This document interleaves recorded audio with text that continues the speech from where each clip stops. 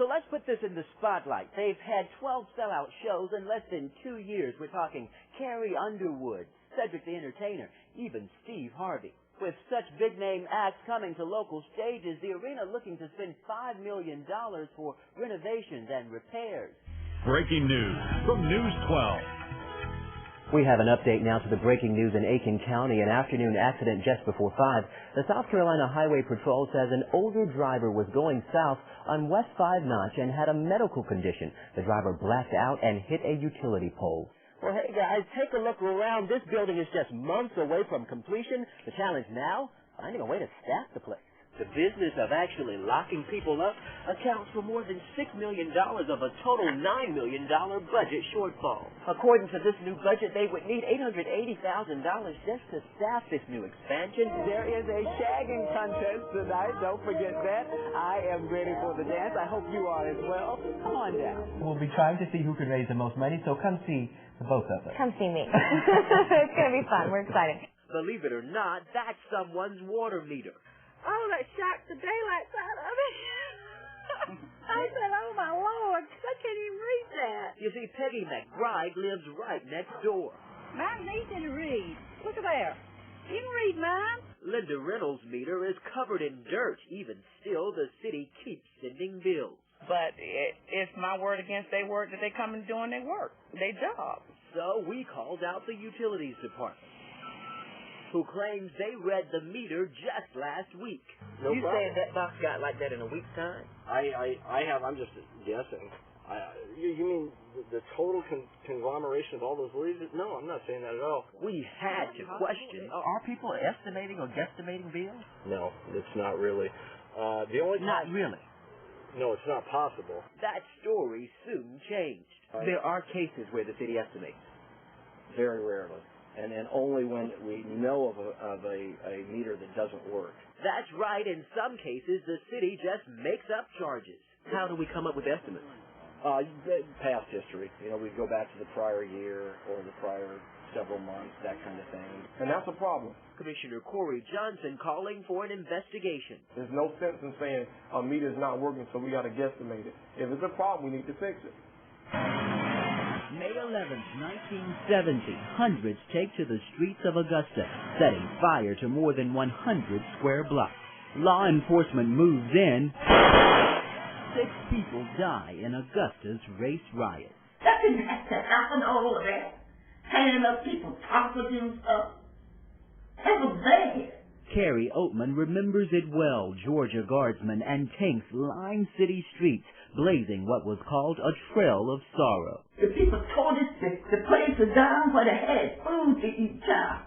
They just went there and destroyed all of that. You can trace it all back to this report. Carrie's 16-year-old nephew, Charles Oatman, found dead after numerous severe beatings in the county jail. We didn't know anything like this could have happened. We thought we had good race relations. Now I'm thinking about the families that were put out of their homes. Grady Abrams was a councilman at the time. He took straight to the radio waves. I looked at this boy's body. He had cigarette burn marks from the tip of his feet to his neck, all over his body. He had fork marks all over his body. Grady's words drove an angry mob to the city building. They burned the state flag and rioting followed. You're the one who's credited with starting this whole thing? Yes. There were people in the neighborhood who had prepared people to throw the first rock, to throw the first bomb. You don't feel you could have done anything to prevent it? How could I, in good conscience and good moral standing, see this atrocity and keep my mouth closed? I've never been arrested, but no one who was arrested or charged with looting or whatever it was embarrassed or felt awkward about it. With the city still smoldering, James Brown returns home. He actually walked the street, calmed people down. He also had a radio station, and he went on the air. There's no saying that'll make people think before you jump and do something stupid. The Godfather's right-hand man, or shall we say cape man, Danny Ray, was there when Brown declared, someone has to talk to the kids. It's crazy. Well, where you going to go now? You burn your place down. You're reading all this there. And what you expect now? Then go out there and get killed. What have you gained? James Brown said that. James Brown said that. Whatever you do it so well that no man is living, and no man is dead, and no man yet unborn could do it as he does. Do I need to say that again? Whatever you do it so well that no man is living, and no man dead, and no man yet unborn.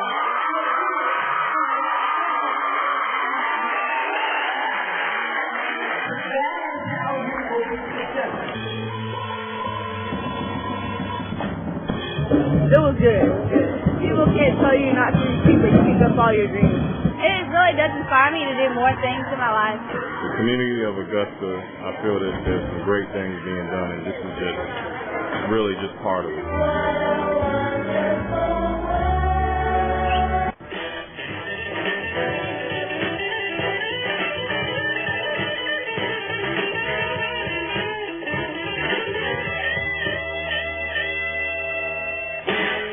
I've actually had friends say to me, "You stay in town Masters Week? What's it like?"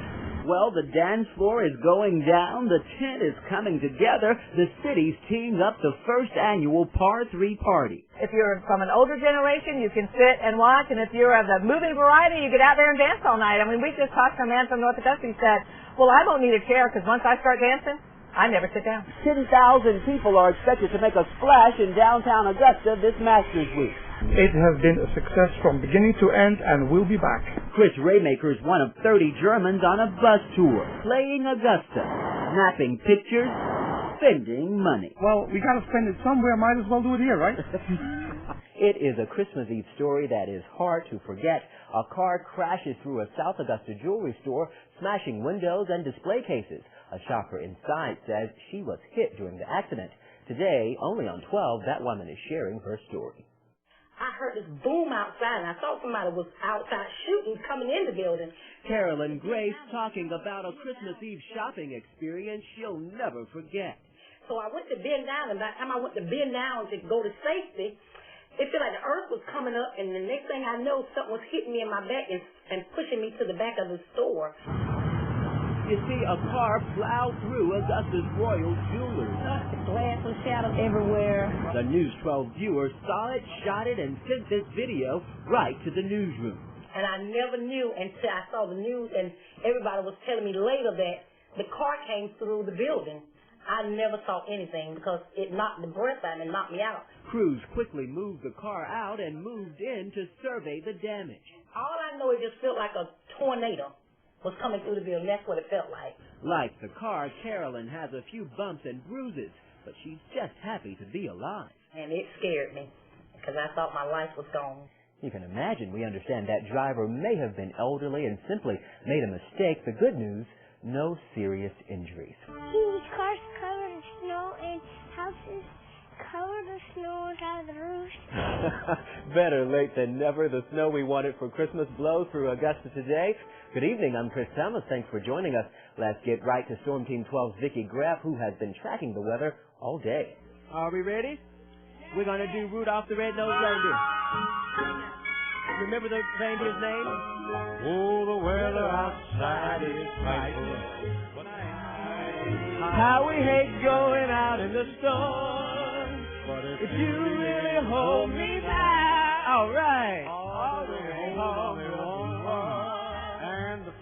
Well, that wasn't Frosty the Snowman, nor was it Rudolph the Red-Nosed Reindeer, but we sang anyway, guys. That was a lot of fun. Give them a round of applause, why don't you?